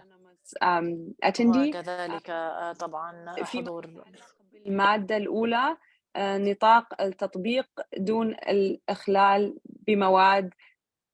I think I don't need to read the question, Dr. Khalid. You can just see it and maybe you can answer the question. It would take too long for me to read it. It's okay. نعم، تسريع قانون فيما يتعلق بتسريع. أيوة. بالنسبة لهذه المادة طبعا هناك الأصل أن يطبق قانوننا اللي هو القانون الأجنبي، القانون الأحوال الشخصية المدني على غير المسلمين، ولكن قد يتمسك أحد الأطراف بتطبيق المادة 13 أو القانون الواجب التطبيق الأجنبي. ففي هذه الحالة يجب أن يبرز هذا القاضي الطرف القانون الواجب التطبيق في هذه المادة، وهو القانون الذي تم في ظله عقد الزواج. فإذا تم الزواج على سبيل المثال وفق بعقد صادر مثلا من مثلا بريطانيا، فيجب أن يقدم القانون الأجنبي وهو القانون البريطاني الخاص بالطلاق. قانون إعطاء الطلاق بالإرادة المنفردة في حال وجود أملاك. نعم. من القانون، هل يبقى حق الزوج المطالبة بتطبيق قانونه وقت الطلاق؟ بالتالي شروط الانفصال خاصة. نعم، هذا جوابي على السؤال. يعني إذا تمسك بتطبيق القانون الأجنبي يجب أن يقدمه للمحكمة، وهو قانون المكان الذي تم فيه عقد الزواج. Thank you very much for this answer, and I would move just to the next question. Already like at the end of the session, but because we نهاية الجلسة بل لأننا احتجنا had these أخذنا الكثير من الوقت في البداية سوف نضيف بعض دقائق. questions answered as possible.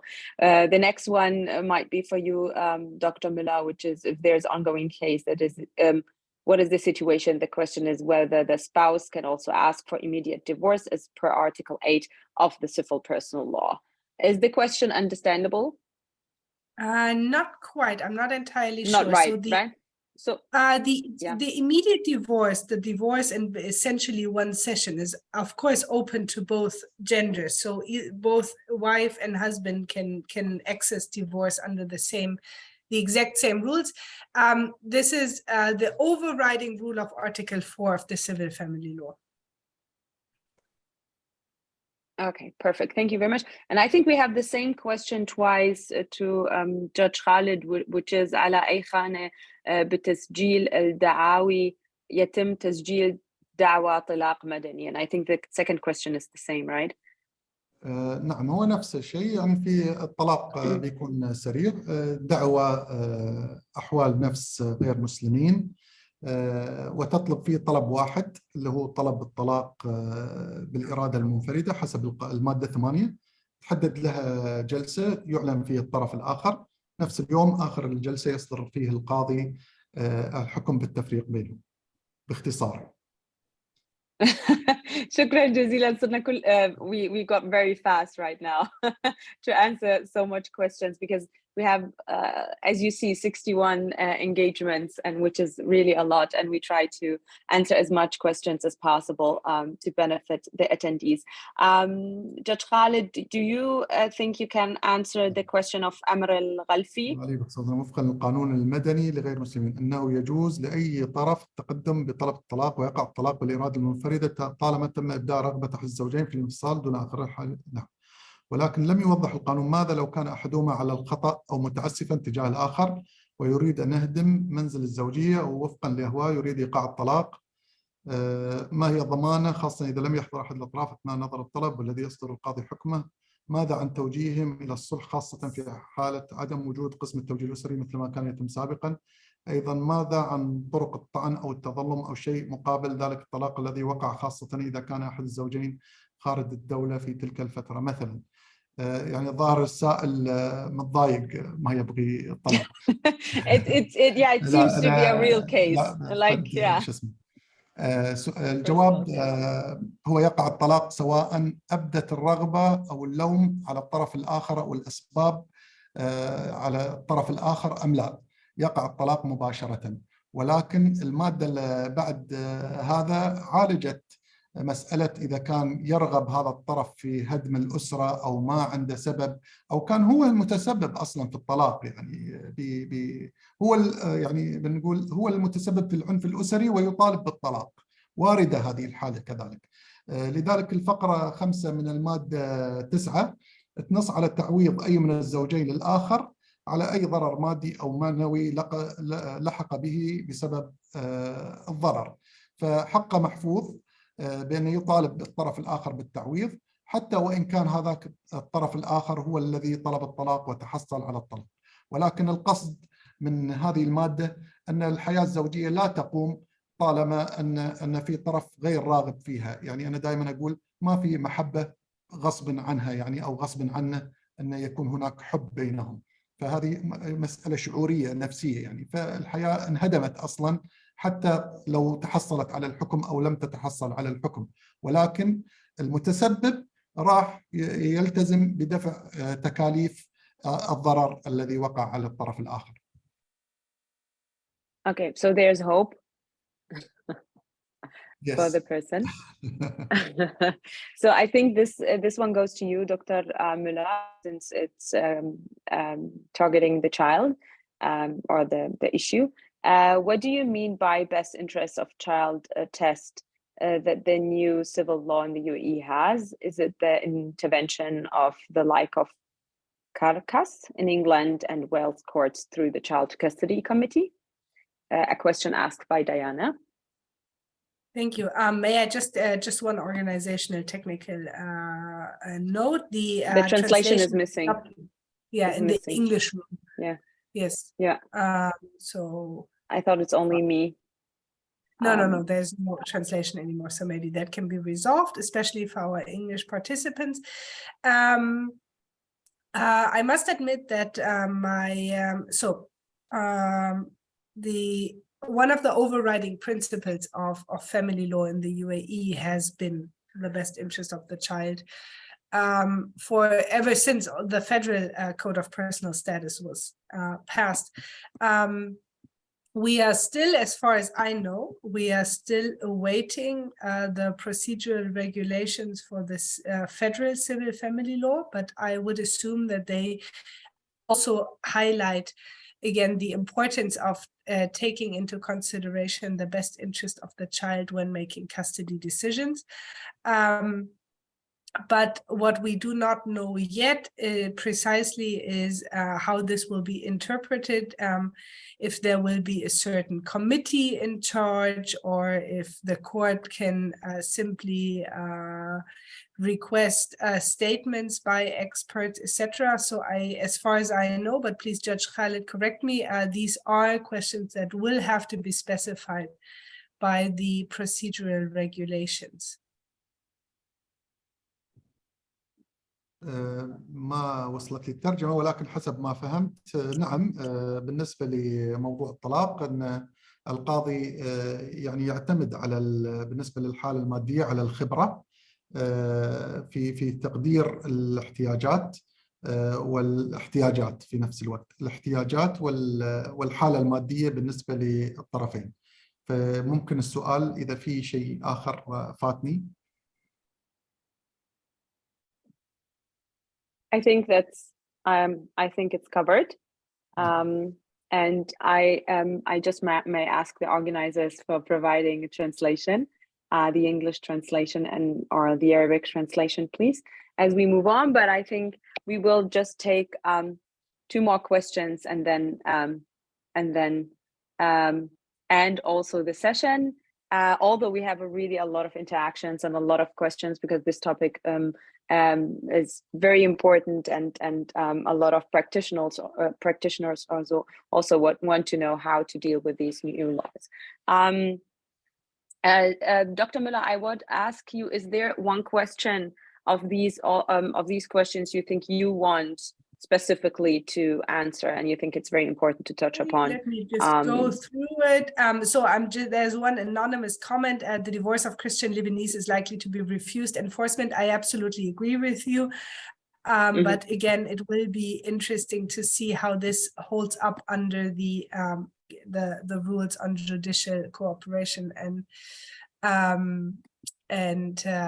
yeah, so the UAE have really, let me just add, the UAE have really shaken up not only family by introducing the civil family law, not only the family law, the local family law, but also family law in the region. And it will be very interesting to see how other Arab courts deal with this question. And now I'm just gonna quickly go. Yeah, so maybe one question that is important, it was posted at 10:39, just again to clarify, it is asked, are Muslims from non-Muslim countries allowed to benefit from the civil family law in Dubai like Abu Dhabi? And the quick answer is no, whereas in Abu Dhabi, it's a question of your citizenship and the jurisdiction. So if you come from a non-Muslim country, you will be you will have the civil family law applied, even if you identify as Muslim. This is not the case under the federal civil family law. I totally agreed with you, Dr. Lina. Yes. And maybe and one other question that I would like to comment pick on up what you want. Over to Judge Khalid was asked at 10:40 by an anonymous participant.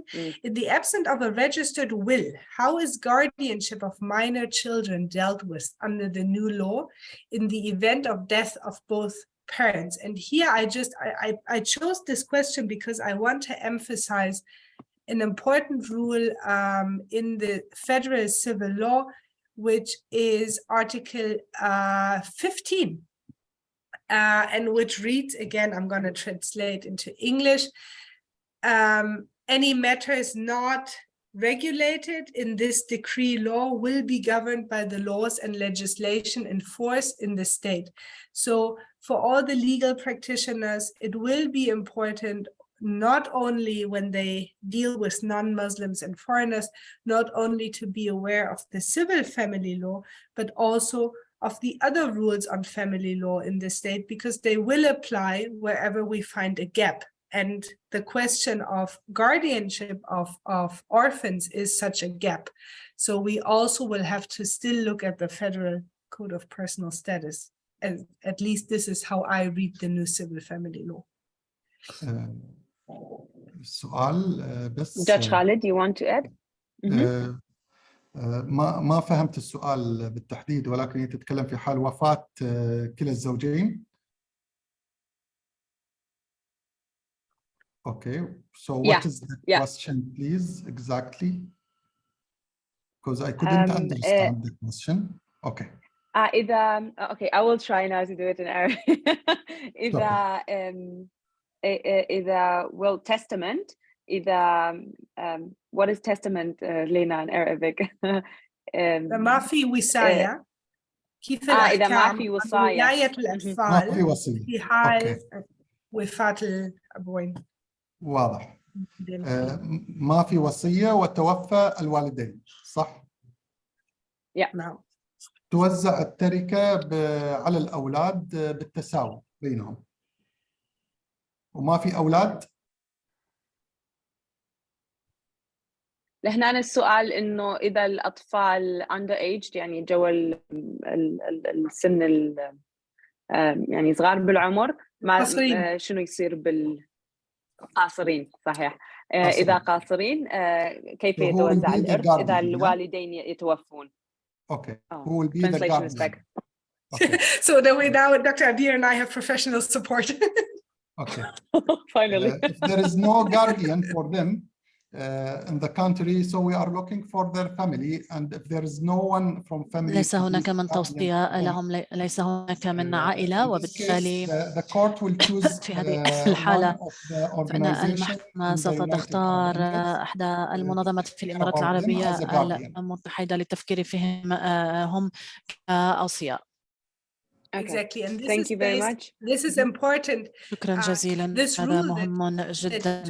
هذا القانون الذي أشار إليه القاضي خالد لن نجده في القانون المدني حين ننظر إلى المادة 15. هذا يعني أنه يجب علينا أن ندرك الأمور الأخرى الموجودة في البلاد بكافة الفجوات التي قد نجدها، وبالتالي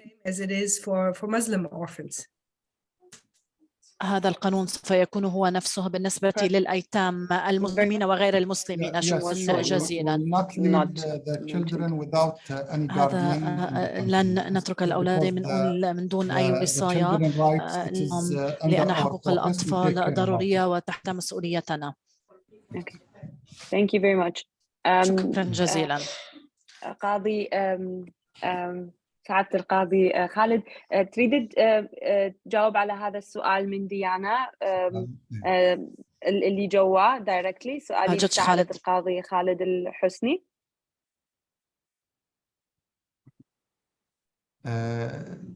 رقم 9 التعويض عن سنين الزواج كما تسمى. طبعا المادة هنا فرقت بين النفقة وبين التعويض.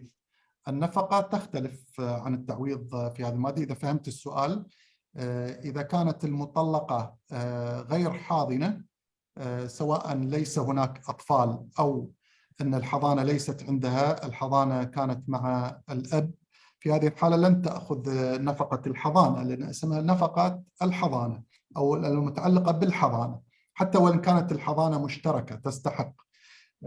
أما التعويض ففي مادة مستقلة لها، إذا يعني من حقها تتحصل على التعويض طبق الفقرة 9 بالضرر اللي أصابها. أتمنى أن فهمت السؤال ويكون واضح. طبعا هي تستحق التعويض بحسب سنين الزواج، التقدير يدخل مثل ما هي تفضلت بسنين الزواج، وعمر الزوجة كذلك يؤثر على مبلغ التعويض، لأنه يدخل في الضرر يعني المادي والأدبي.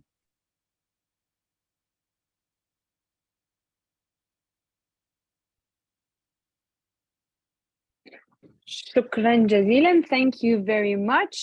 Judge Khalid, do you want to pick up on the questions you want to answer? Because we have now more than 72 interactions. So do you want to pick something you think that's very important to answer? Yes, here is the question that if there is any non-Muslim اللي موجودة. Yeah, there is. I think he's Muslim. His name is Muhammad. He asked that if there is non-Muslim person who would like to get married from a Muslim girl, شخص غير يود أن يتزوج من فتاة مسلمة، من المقبول أن يتزوج status law بقانون مدني شخصي أم لا؟ إن الأمر غير مقبول، أنه فقط لغير المسلمين. That's interesting. Okay. However, maybe I can add ولكن ربما أستطيع أن أضيف شيئا معين، وهذا مجددا مهم بالنسبة للنزاعات، ولأن أبو ظبي كانت منفتحة تماما وسمحت للجميع أن يتزوج هناك، وأن المسلمين غير المواطنين الذين يستطيعون الذهاب إلى أبو ظبي للزواج المدني ويعودون إلى طبعا مكان إقامتهم. هنا لدينا وضع مريب ضمن الدولة ولم تحل حتى الآن. Wow. That's really interesting. Judge Khalid, do you want to take the other question from تلقي الأسئلة الأخرى؟ Not all for me, just الخليج ليس كلها لي. دكتور لينا فقط يجب عليها أن تضيف شيئا معينا. Yeah, I assume the Arabic ones are for you. It's okay. To be fair, you know. Yeah. No, she had the right to choose, and you have the right to choose now. Okay. Here's one question from Saif directly to you, which is سؤال كان لديها حق التدخل. سؤال للمستشار خالد probably. في حال أن الولي غادر الدولة والزوجة رفضت المغادرة وتحصلت على حكم بالتسليم، على ما بأن الولد أو الولد لا يملك عمل ولا إقامة بالدولة. I think these are personal questions, right? Yeah, I think it is a personal question, but I can ask in general that the party who gets the judgment in custody, so he will get the children. Okay, even if the other party would like to leave the country.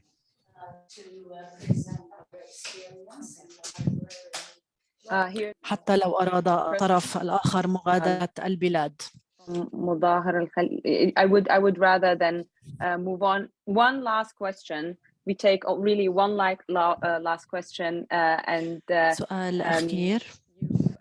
Dr. Muller and Judge Khalid. دكتور مولر وجدج خالد تستطيعون الإجابة عن هذا السؤال من ألينا. Which is a follow-up question. وهي متابعة. making a decision, is giving to make كان it القاضي قادرا على as to اتخاذ which القرار parent المناسب، أن يتخذ القرار طبعا is not the best. مع أي ولد يريد أن يعيش. تلقينا هذا السؤال مسبقا أليس كذلك؟ طبعا أجبنا عن هذا السؤال في الجلسة بين الاثنين أليس كذلك؟ نعم طبعا. أود أن ألخصه بشكل سريع. إنه من أفضل الممارسات أن نستمع للطفل طبعا ونترك القرار الوسيط طبعا قضائي يعرف أفضل ما في مصلحته. إذن السؤال الأخير لك قاضي خادر، ثم سوف نغلق هذه الجلسة. تمثيل الطفل من خلال لجنة الاحتضان. بالنسبة لهذا السؤال والذي نقترح فيه هو تمثيل الطفل أمام القاضي. يسأل عن تمثيل الطفل أمام القاضي. صح. أعتقد أني أتفق مع هذا الطرح أن يكون هناك تمثيل للطفل أمام القاضي، ولكن خلينا نكون واقعيين أن قد يكون هناك تحدي مع الطفل. القاضي قد لا تكون له القدرة على الاستماع لأقوال الطفل مثل الشخص الاجتماعي أو اللي له خبرة في حماية الطفل في استخلاص أقوال الطفل. من الواقع العملي ومن وجهة نظري أن الطفل قد يأتي ملقن من أحد الوالدين قبل الجلسة، وخاصة من يقيم معه من الوالدين دائما هو اللي يعني يحرص على تلقينه، فقد لا يستطيع القاضي بحكم أنه المامة هو في المجال القانوني وليس الاجتماعي لجنة ضمانة لسماع أقوال الطفل بشكل أفضل. ولكن إذا كان هناك تعديل تشريعي بأن من حق القاضي أن يسأل، فأنا لا أمانع هذا التعديل، ولكن يجب أن تكون الآلية من شخص مؤهل لسماع الطفل. يمكن الأشخاص اللي في الجانب الاجتماعي هم أقدر مني على الجواب، وفعلا قد يخاف الطفل من القاضي أو من المكان اللي راح يعرض فيه. قد يعني